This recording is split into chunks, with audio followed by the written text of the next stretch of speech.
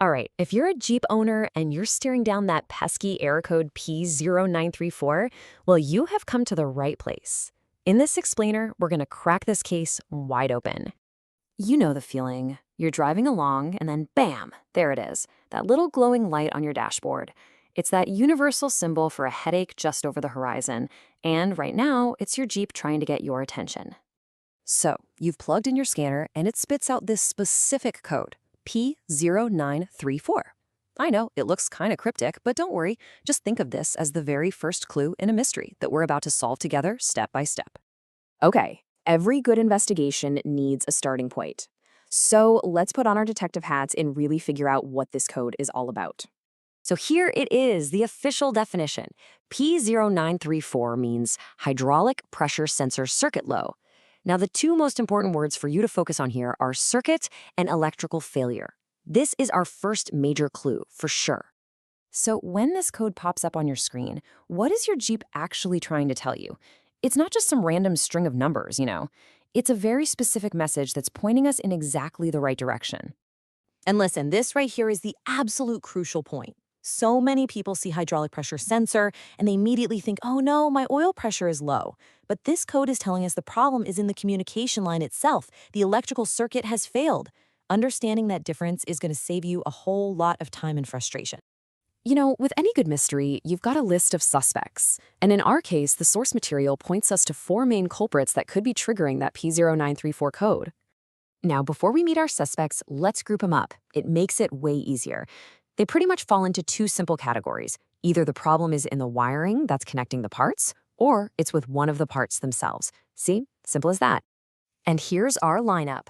The first two suspects are wiring problems, an open circuit and a short to ground. The other two are component failures, the sensor itself or the transmission's main computer, the TCM. We're going to investigate every single one. Okay, we know our suspects. Now for the most important part, how do we fix it? Let's look at the action plan for solving each of these potential problems. This table, right here, this is basically the entire investigation on one slide. It's our roadmap. On the left, you see our four suspects, and right there on the right, the exact solution for each one.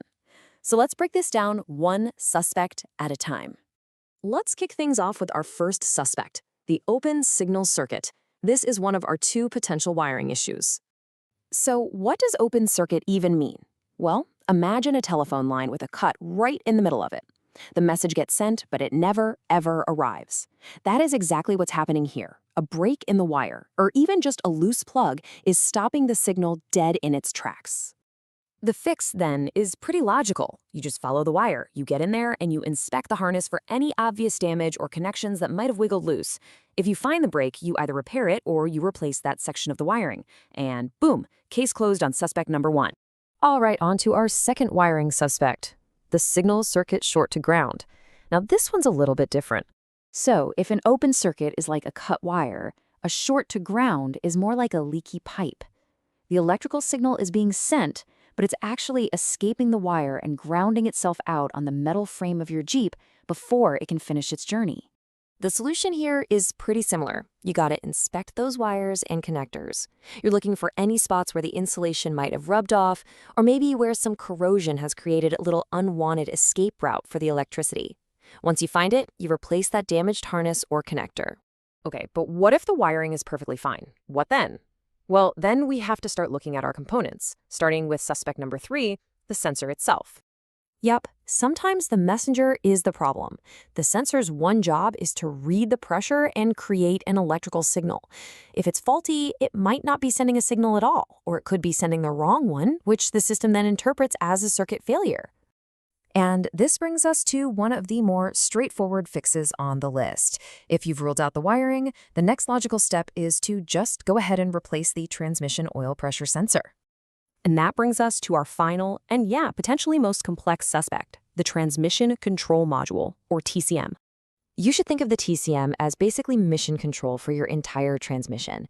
It's the computer that's receiving the signal from the sensor. So if the TCM itself is on the fritz, it might misinterpret a perfectly good signal or just throw an error code out of nowhere.